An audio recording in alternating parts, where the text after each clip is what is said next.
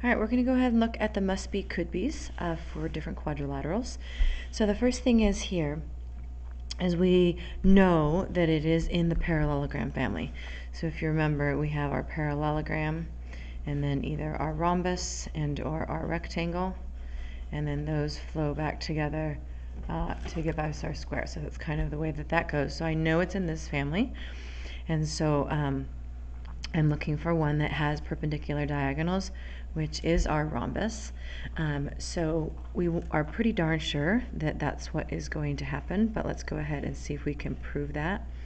So first of all, we know that it's a parallelogram, so these guys are equal to each other because that is a theorem.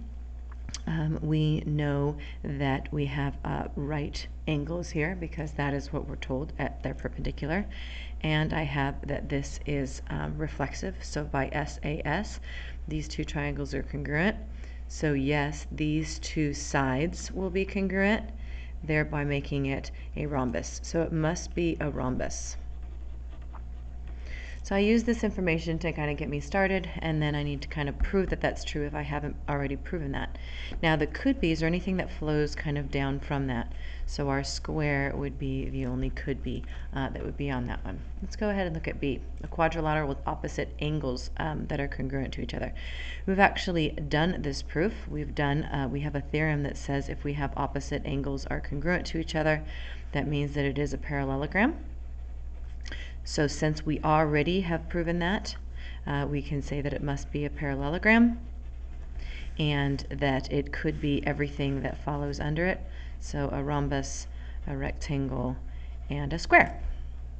All right, quadrilateral with bisecting diagonals. We've proven this as well. We've proven that if we have diagonals that are bisecting, that it is indeed a parallelogram. So that's another proof, a theorem that we have on our list there. So it must be a parallelogram.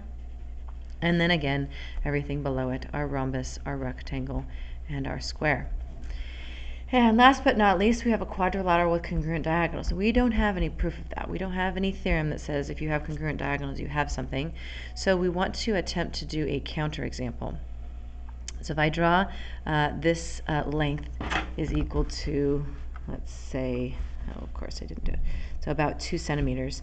And then I'm going to very purposefully make my other length exactly 2 centimeters as well, but I'm making sure that they are not bisecting each other.